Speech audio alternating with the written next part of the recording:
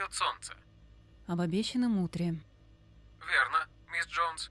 Доброго времени суток. Могу ли я вам чем-то помочь? Открой, пожалуйста, досье директора Джека Брайта. Сию минуту, мисс. Вот, прошу. Имя Джек Брайт, уровень допуска 4, должность директор зон 17, 19 и 63. Профессия исследователь биоинженер, история, данные удалены. Естественно.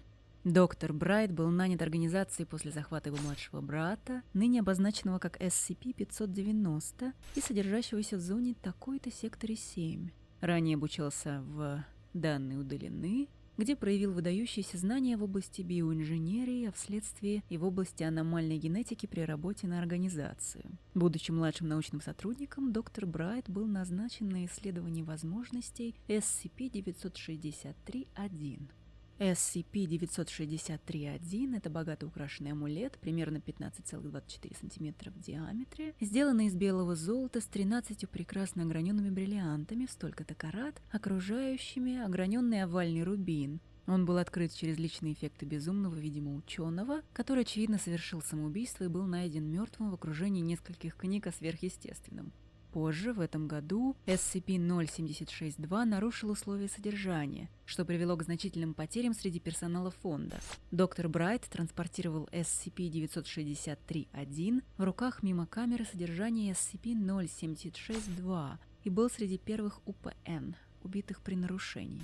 Несколько дней спустя D1-113, которому было дано задание очистить зону от обломков, обнаружил и подобрал SCP-963-1.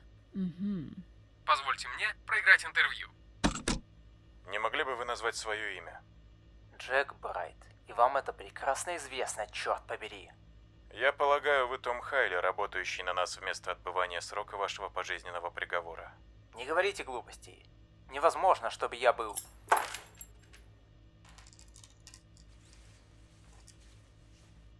Доктор Брайт, Что? кажется, у нас проблема.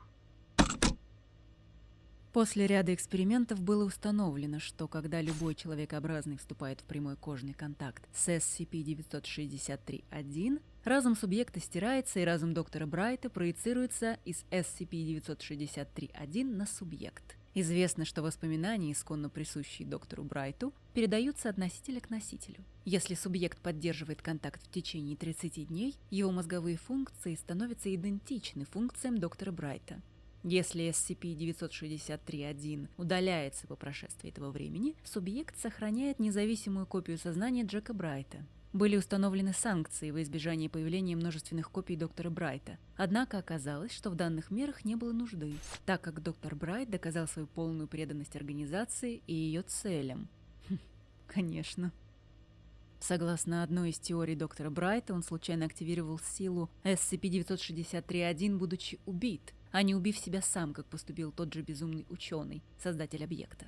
Доктор Брайт оказал неоценимую помощь в работе с некоторыми SCP-объектами, как, например, SCP-029, SCP-321, SCP-590, SCP-1004 и так далее, а также помог прояснить множество вопросов в отношении других объектов. Мисс Джонс, позвольте спросить, зачем вам потребовалось досье доктора Брайта? Засекреченная информация. Уверена, что ты понимаешь, Граут. Свяжи меня с директором Брайтом и какую-нибудь расслабляющую музыку включи, она мне понадобится. Принято. А теперь отключись ненадолго, так как... Засекреченная информация. Понимаю. Угу.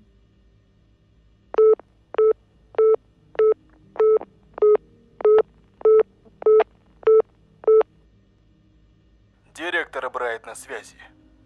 Привет, Джек. О, Мария, рад тебя слышать. Был бы, если бы ты не позвонила мне в 3 часа ночи. Что-то срочное или поболтать захотела? Можно сказать, что и то, и другое. Сверху поступил приказ, чтобы я с тобой побеседовала о всяком. О всяком, да? А разве допрос сотрудников входит в твои обязательства? Ты все-таки директор архивной службы.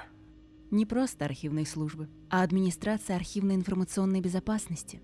У меня широкие полномочия. К тому же это не допрос, а обычная светская беседа.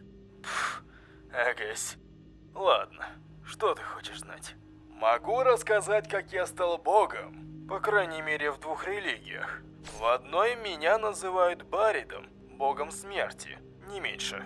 А во второй я самый настоящий Господь Брайт. Ну, лишь у людей. Разумные животные по-прежнему почитают Иисуса. Фу.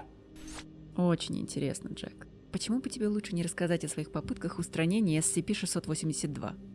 Может, потому что я облажался? Как-то не очень хочется говорить о том, как ящер отпиздил меня в собственном сознании, пока я без конца кричал «Шашлычный соус!». И все же. Ладно, но мне придется начать издалека. Когда мы решили воспользоваться SCP-343, точнее не мы, а доктор Саммит, тот еще уебок, чертов подлиза, заставил меня, чтобы я заставил старика помочь нам. И я-то понимал, что Бог не справится с задачей, но кто станет меня слушать? Опять? Навряд ли. В любом случае, я наведался в камеру к SCP-343. Как обычно, для меня он выглядел как Джордж Бёрнс, с сигарой в одной руке и мартини в другой. Я вежливо попросил его о помощи, и он согласился. Мы поместили оба объекта в 2 камеры, огороженные друг от друга шлюзом. Я и Саммит были тогда в наблюдательном пункте. Доктор нажатием кнопки открыл шлюз. SCP-682 сразу понесся к противоположной двери и пробежал прямо насквозь SCP-343. И оба друг друга даже не заметили. Естественно, это был провал. А когда Бог узнал, что имеет дело с нашей рептилией, то он сразу рассвирепел. Я уже подумал, что меня ждет участь Содома и Гоморры, но, к счастью или нет, он просто ушел. Так что разбираться нам с этой тварью самим. Я не сказал, но Саммит поспорил со мной насчет итогов данного эксперимента. Ставки были высоки и, скажем так, чеховское ружье выстрелило. Только это было не ружье, а пистолет, который принадлежал не Чехову, а моему телохранителю Гренгону. Ты же не убил его? Конечно нет. К началу следующего эксперимента он всего лишь сидел в кресле каталки с загипсованной ногой. Официальная версия произошедшего – непроизвольный выстрел. Охотно верю. В общем, настала моя очередь побороться с ящеркой. Но сначала я еще раз поспорил с Саммитом. Он не догадался, что спорить с тобой опасно для жизни? Видимо, нет. Я предложил ему намазать свои ноги шашлычным соусом. Зачем? Я ему пообещал, что если он это сделает, я дальше не продвинусь. В каком смысле? Вскоре поймешь. Так, ну, когда электрический посох раздраконил SCP-682, и он меня сожрал, очнулся я уже в замке, в окружении людей. Все были одеты в одно и то же. Кольчужный хауберг, в области сердца круг из золотых колец, внутри которого круг поменьше, из красных колец. И у всех были одинаковые посохи. А мне в голову так и лез шашлычный соус. А затем? Затем меня поприветствовал Ди-113, мой первый носитель. Очень сумбурно, но он объяснил, что сознание ящера слишком сложное для человеческого понимания. Мое сознание и его вступило в конфронтацию. Так что SCP-963 оживил клочки личности моих носителей, чтобы они мне помогли. По крайней мере, я так понял. Вот теперь мне тоже все ясно. Тогда приготовься к следующей части.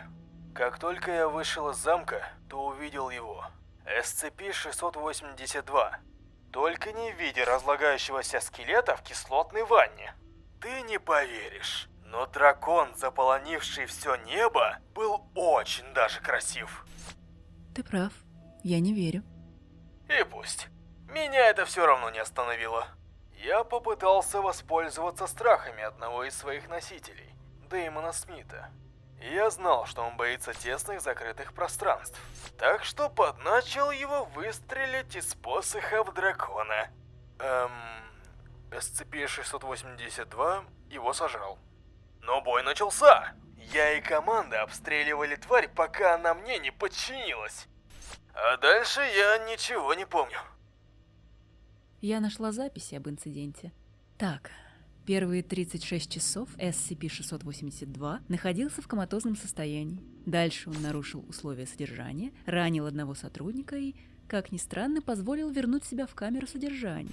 Еще 24 часа объект ходил по камере, и спустя неделю с начала эксперимента SCP-963 вышел из его брови. Пострадавшим сотрудником был доктор Саммит. То есть ты... Сожрал его ноги? Да. Как оказалось, шашлычный соус помог мне сосредоточиться во время битвы разумов. В любом случае, давай признаемся, что мудак это заслужил. Полагаю, что так. Сюрреалистическая история, конечно. Ха! Ты еще не знаешь, какой пиздец я попал во время гражданской войны. Причем не в Чарльстоне и не у Булрана, а в чертовом Диком Западе. Мне практически интересно, чем ты занимался около 150 лет тому назад, когда ты еще не родился, знаешь ли. А может, родился. Может, это был не я. Может, это был мой дед. Врешь ты плохо, Джек. Очень плохо, но очень забавно. Что дальше? Окажется, что ты саморазвивающийся искусственный интеллект? В параллельном мире разве что. В нашей реальности я из плоти и крови. По крайней мере, пока живой организм носит амулет. Кстати, насчет этого. Я знаю, что тебе не нравится быть заключенным внутри SCP-963-1. Я знаю, что ты предпочел бы скорее умереть. Часто ли ты подвержен депрессии из-за своего текущего состояния? Я держу себя в руках. Все-таки на мне лежит ответственность в виде нескольких различных зон. Конечно, бывают моменты, когда хочется вышибить себе мозги. Иногда это происходит. Но я в порядке. Ты, администратор, Совет ОО-5, можете во мне не сомневаться. Хорошо, хорошо. Поставим тогда вопрос немножко иначе. До своего текущего состояния. Был ли ты подвержен депрессии? Если да, то насколько часто? Нет. А вот доктор Вандал утверждает обратное. Доктор Вандал тот еще пиздобол. Возможно. И все же он убежден, что еще до заточения твоего сознания в амулете тебя нехило потрепала судьба. Родители бросили тебя с 2 братьями и сестрой, потом старший брат стал работать на организацию. Заботиться о Ти-Джее и Клэр пришлось тебе одному. Вскоре Микель по приказу фонда забрал младшего брата, а Клэр похитили неизвестные личности. Ты остался один. Поссорился со старшим братом, так как не смог уберечь сестру. Через некоторое время примкнул к организации и был убит SCP-076-2. Я ничего не упустила? Скорее, ты везде промахнулась. Не знаю, что наплел тебе Вандал, но никто меня не бросал. И депрессии подвержен я не был до убийства Авелем. Мария, ты же меня знаешь. Когда я нахожусь не в суицидальном расположении духа, я очень даже веселый парень. Господи, да я и Клев как-то устроили перестрелку в Таргете из-за последней Nintendo Wii. Более того, спустя некоторое время я захватил тело Авеля, прокатился на SCP-682 и спас человечество от очередного конца света. Спасибо, SCP-2200. А разве не доктор Кондраки оседлал SCP-682? Верно. Но Кондраки его насильно оседлал, а я уговорил ящера, чтобы он меня покатал. Вау, конечно. Кстати, ты сказал от очередного конца света. Сколько же ты их пережил? Пережил... это мягко сказано. 9 апреля 2960-го SCP-094 проглотил Землю и меня вместе с ней. Однажды братья Смерть использовали SCP-1440, чтобы проникнуть в милитаризованный сектор 25 и запустить боеголовки, чтобы сжечь все живое на Земле ядерным огнем. Мой медальон старик отправил в свой мешок, так что тогда я тоже откинул копыта. А совсем недавно, ты должна помнить, SCP-5200 выпрыгнул из реальности, в которой фонд слетел с катушек и устроил геноцид человеческой расы. Я бы не сказал, что костюм выпрыгнул из другой реальности. Граут, я же сказала, чтобы ты отключился. Извиняюсь, мисс Джонс. Уже ухожу. Иногда он меня сильно раздражает. В общем, про SCP-5000 я знаю, но я очень сомневаюсь, что ты знаешь про ход событий в других альтернативных вселенных. Так что хватит вранья. Давай лучше обсудим твои навыки руководителя. Ведь в чем я не сомневаюсь, так это в том, что ты хороший директор, Джек. Прекрати. Ты меня смущаешь. Насколько мне известно, ты назначил Маркуса Сильбурна главным исследователем SCP-173. Мы думали, что объект уже ничем не сможет нас удивить. Однако эксперименты Маркуса помогли нам понять аномалию намного лучше, чем до этого. Хороший ход, Джек. Марк – хороший парень и отличный сотрудник. Что я могу сказать? Я в нем не сомневался. Мне также известно, что доктор Хайден очень хорошо отзывался о тебе как о сотруднике, пока ты занимал должность директора службы по подбору персонала. Даже утверждает, что ты само воплощение организации. Он прав. Я сам ему об этом сказал. Как-то я позвал Хайдена к себе на ковер. Он сомневался в этичности того, что у меня на хранении находятся тела для экстренного случая. К счастью, мне удалось его переубедить. Все-таки он не совсем понимал принцип работы SCP-963. Я доходчиво объяснил ему, что прикосновение человека к объекту схоже с трансплантацией мозга. Так что иметь запаску не так уж и плохо. Кроме того, я эти тела заслужил. Потому что ты организация? Тебе придется это и мне пояснить. Смотри, через 15 лет ты можешь дослужиться до члена Совета О5. Через 30 лет ты можешь уйти на пенсию. Через 50 лет ты можешь оказаться в доме престарелых, а возможно и просто умрешь от старости, в лучшем случае. Через 100 лет твои дети будут рассказывать своим детям о доброй бабушке Мария Джонс. Через 200 лет тебя уже никто не будет помнить, кроме меня. И я нисколько не изменюсь за это время. Я по-прежнему буду работать на благо фонда, определяя его курс. Будучи директором службы по подбору персонала или просто директором нескольких зон. Насколько бы пафосно это ни звучало, к сожалению, такой вариант развития событий более правдоподобен. Еще недавно слышала, что у доктора Скарлетт был тяжелый период. Самоунижение, суицидальные мысли.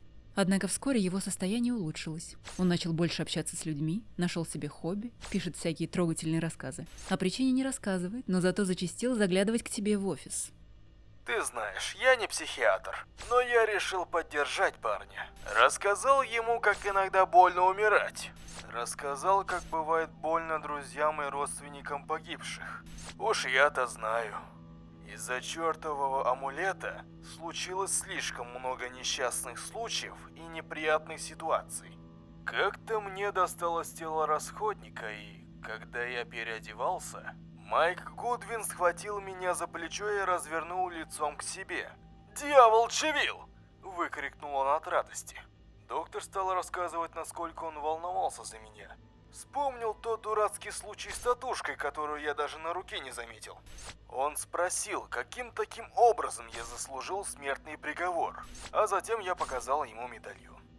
Я никогда не видел, чтобы так быстро радость в глазах человека сменилась глубоким опустошением. Мораль истории в том, что даже за какого-нибудь маньяка-педофила кто-то таки волнуется. И я волновался за доктора Скарлетт.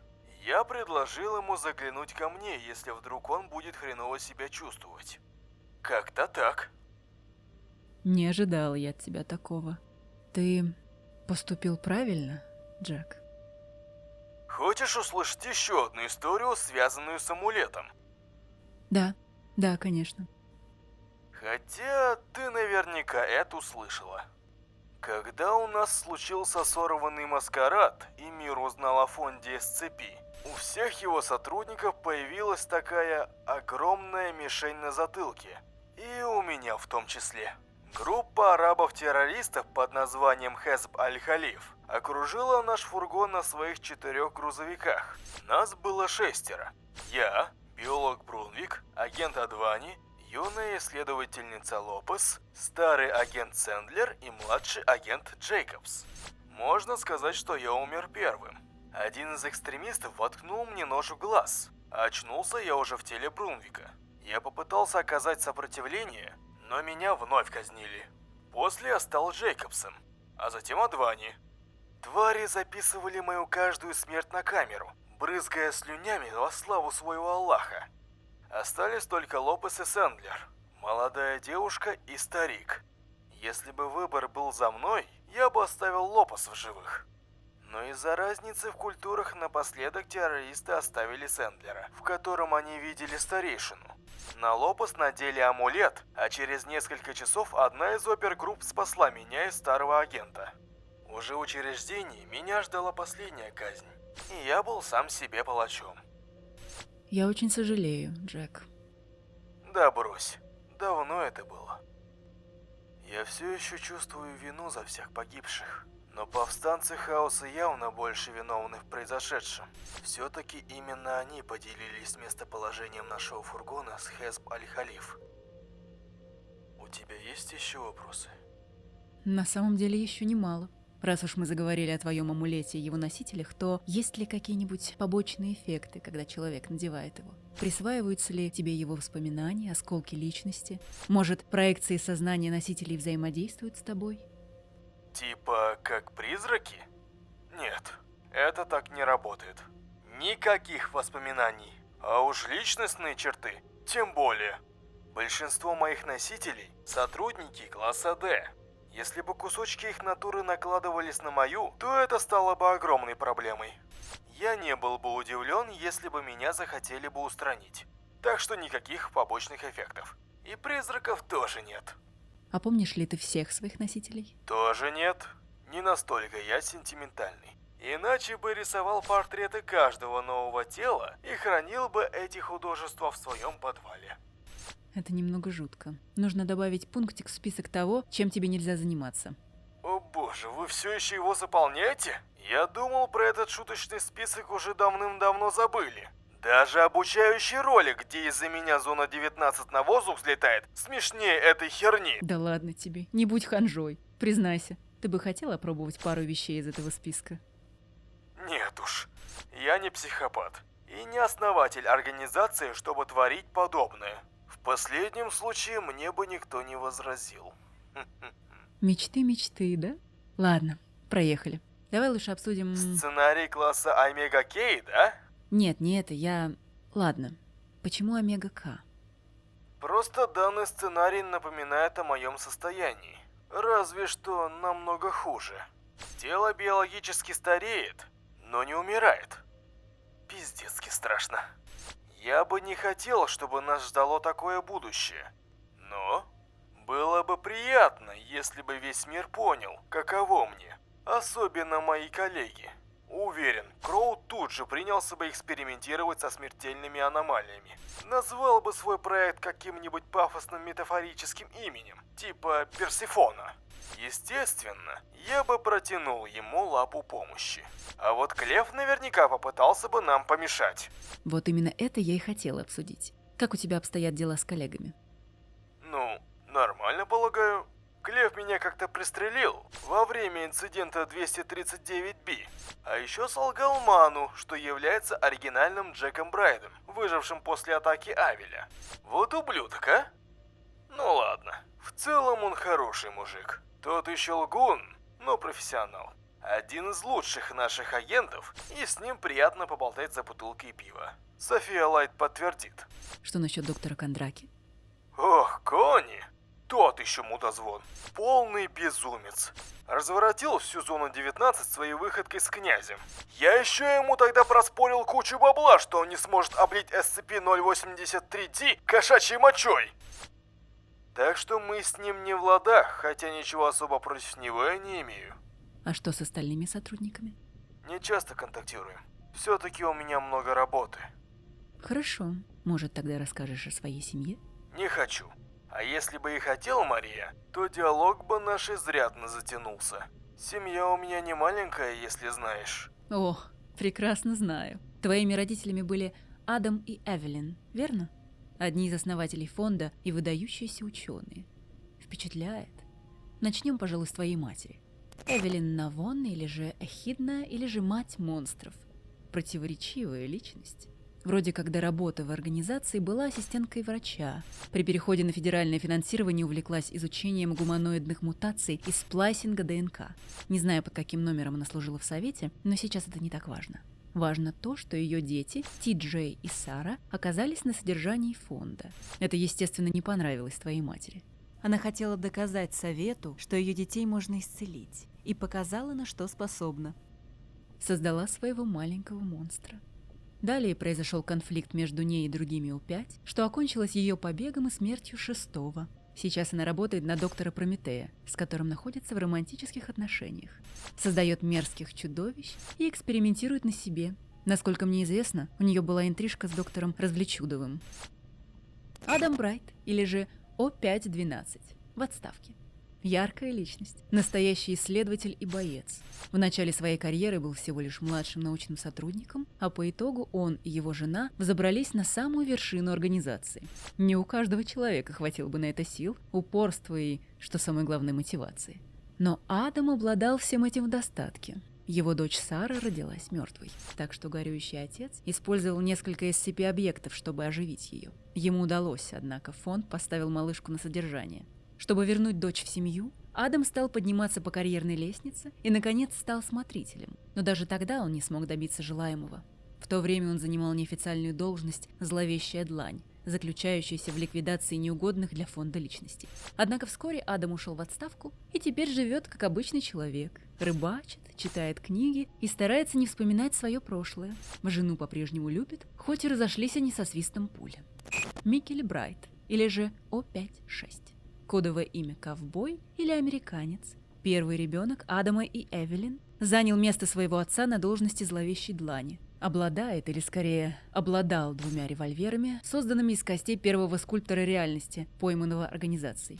Ходит в сопровождении 2 мужчин-телохранителей, известных как Томпсон и Блэк. В молодые годы Микель был дамским угодником, поэтому у него есть дети по всему миру, но признает он только одного своего сына, Дэвида, хотя, возможно, лучше бы не признавал. Дэвид обладал аномальной способностью видеть будущее. Чтобы фонд не поставил его на содержание, Микель лишил ребенка глаз. Это не сработало. Дар Дэвида лишь ослаб, так что сын покинул своего отца.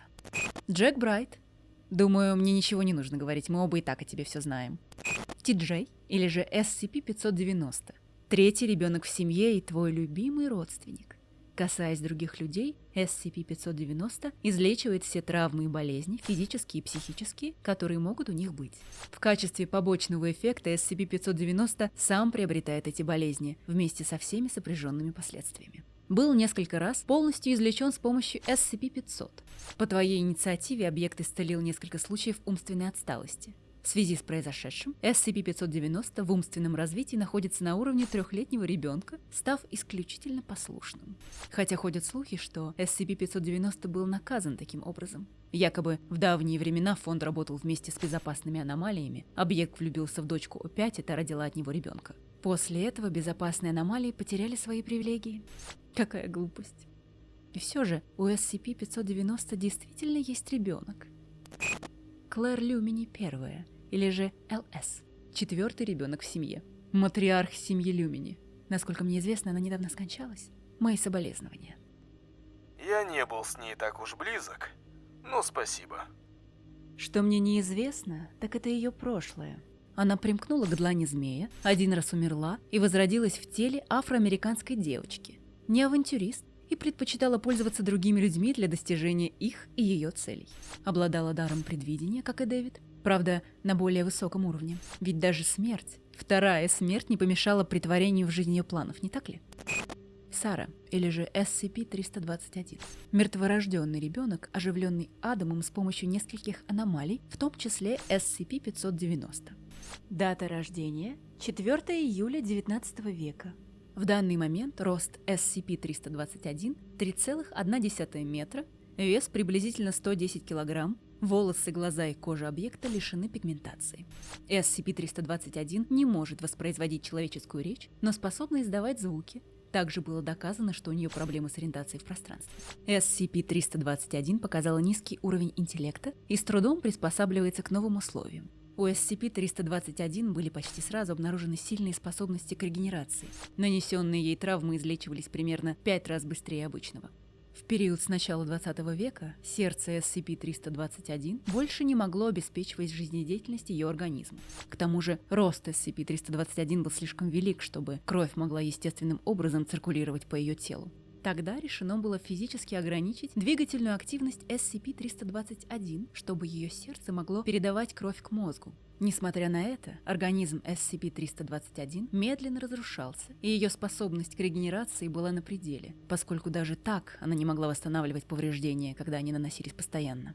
В 1948 году началась работа по созданию искусственного сердца для объекта, чтобы продлить срок ее жизни. Вскоре работа была окончена. С тех пор регенерация проходит для SCP-321 успешно. Уровень интеллекта SCP-321 очень низок. Обыденные действия даются ей очень тяжело, и она может потратить от нескольких месяцев до нескольких лет, чтобы научиться даже таким вещам, как использование столовых приборов. Хотя у SCP-321 полностью сформировались голосовые связки, она, судя по всему, не способна научиться говорить. И вместо этого только плачет и издает звуки, подобные тем, какие можно услышать от младенца в возрасте до 6 месяцев. Ты хорошо подготовилась. Не знаю, как ты все это узнала, но полагаю, что смысла молчать больше нет.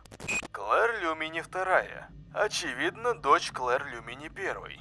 Мне немногое о ней известно, но она состоит в длани змея. Мастерски умеет сливаться с толпой. В основном занимается разведкой и в редких случаях мокрухой. Обладает электрокинезисом, способностью управлять электричеством. Дэвид Слепец. Сын моего уважаемого старшего брата. Хороший парень. Заботится обо всех, в ком есть хоть капля крови Брайтов. Я такой подход не приветствую, но могу понять. Насколько мне известно, раньше он зарисовывал свои видения. После лишения глаз качество работы ухудшилось, но проиллюстрированные события были по-прежнему точными. У Дэвида есть животное-поводырь. Это большой зверь. Гибрид чупакабры и пуделя. Ее зовут то ли мистер Пушистик, то ли мистер Пирожок, не помню. А, еще Дэвид гей. На подсознательном уровне не хочет продолжать род Брайтов. Ну это так, к слову. Бедный Йорик Элрой или же Джек Доккинс. Мой внук, короче. Родился в Алабаме, учился средне и дисциплинарным взысканием подвергался нечасто. После выпуска из школы Йорик проник в круги организованной преступности. Он избегал как хорошей, так и дурной славы, предпочитая оставаться незамеченным, пока его бывший работодатель не застал придурка в постели со своей любовницей. Так что он поспешно переехал в Южную Америку, где провел несколько месяцев, участвуя в шайке контрабандистов. Он едва избежал срока в бразильской тюрьме и направился в Европу, цепляясь за борт нефтяного танкера. Выжил, питаясь моллюсками и дождевой водой. В Европе парень пользовался своей одаренностью в плане уловок, чтобы обманывать папарацци поддельными фотографиями знаменитостей. Он продавал фото и исчезал, не дожидаясь, пока обман раскроется. Затем по наводке швейцарской мафии попытался украсть коллекцию редких драгоценных камней. Однако случилась облава фонда. В спешке ящик, содержащий драгоценные камни, и моего внука, был загружен для перевозки обратно в зону. Там Йорика и обнаружили, когда тот отчаянно пытался сбежать через воздуховод. После допроса его несколько недель держали в заключении, после чего предложили работать на фонд. Весь в деда. Возможно. Этот придурок даже таким же бессмертным стать хочет. А кто его отец? Джефф. Он не слишком посвящен в дела семьи. Да и я не часто с ним вижусь. Он хороший сын. Очень. Хорошо, продолжай.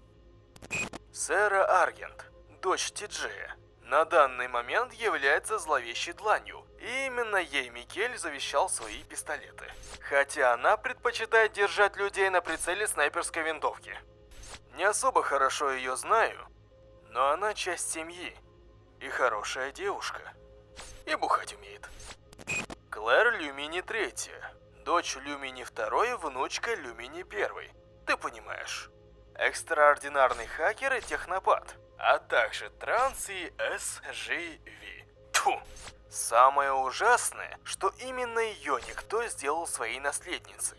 Я-то ее могу с трудом видеть и помнить. А вот ты наверняка уже... Ты о чем-то говорил? Нет, ни о чем. Доктор Джозеф Тамлин, или же Йозеф Бин Тамлин, или же О513. С ним все немного запутано. Сестра Дэвида и дочь Микеля была замужем за человеком, который в настоящем нам известен как доктор Прометей. От него она родила малышку Элис. Повзрослев, эта девочка получает задание исследовать зону 67 и заключать сделку с существом внутри, предлагая за свою жизнь первенца, который в итоге оказывается Джозефом Тамлином, воплощением времени и основателем нашей семейной линии, берущей начало в 2000 лет тому назад. А еще этот хрыч занимает несколько комнат в SCP-1590. Ну ты знаешь, в книге Тамлина, игровом приложении. Как насчет выпить после этого разговора? Идет. Что ж, всех значимых членов семьи мы обсудили. Что теперь? Поведай мне о вашем семейном собрании. Ладно. Нас всех собрала Клэр Люмини Третья. Как оказалось, даже смерть не помешала ей устроить семейное собрание. Она записала свою предсмертную речь на видеокассету и отправила ее Тамлину, а он в итоге показал ее всем остальным членам семьи. Клэр настолько четко предсказала наши реакции от просмотра ее завещания, что смогла даже поговорить с нами в каком-то смысле. И каждому родственнику она подарила на прощание одну вещь. Мать получила мировое яйцо, в котором находилась маленькая вселенная. Микелю достался дамоклов меч, оригинал. Для меня сестра приготовила яблочный эль, но необычный. Бутылок такого яблочного эля всего 3, и их сделал я. С помощью SCP-184, кстати. Я осушил как раз эту бутылку в память о Клэр. Мило. Диджей от подарков в свою очередь отказался. Никогда я его не видел таким серьезным. Скажи еще, что плетешь с ним интриги внутри фонда. Продолжай. Ну, Люмини Вторая получила все, что принадлежало ее матери в длани змея.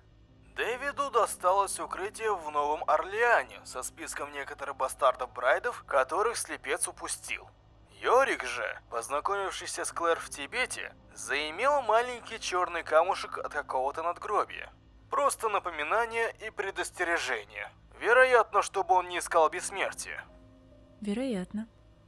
В конце концов, Сэра получила кожаный пояс Адама, специально для ее револьверов. Модный пояс с узорами различных тварей. Микель прямо на месте слюнями зашелся.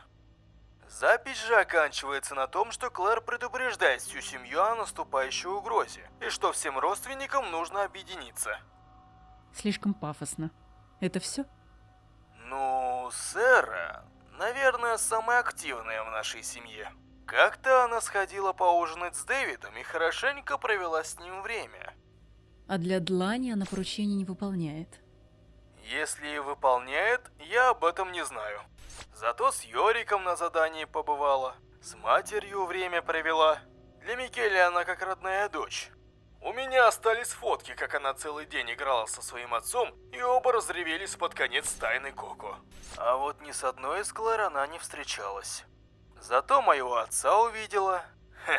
Сказал, однажды тебе прикажут меня убить. Старый брутальный хрен. А она такая, я знаю. Уф. Ладно, пора закругляться. Давно пора. Я все еще не понимаю, зачем ты устроила этот цирк. Очевидно, что ты знала, если не всю, то по крайней мере большую часть рассказанного мной. Так к чему все эти расспросы? К чему? Потому что ты плохо врешь, Джек. А у меня есть свои источники. Тоже лживые, за редким исключением. Я хотела отсеять зерна от плевел, и теперь узнала все, что нужно, чтобы сдать твою ебучую задницу совету. И чего ты этим добиваешься? Помимо того, что остановлю сговор психованной семейки внутри организации, пары свободных должностей, в том числе и среди смотрителей. Ковбой и Тамлин теперь точно вылетят оттуда. И как, по-твоему, совет будет разбираться с самим воплощением времени, который Мы не стоит таких тварей прямо содержим. у тебя за спиной? Что?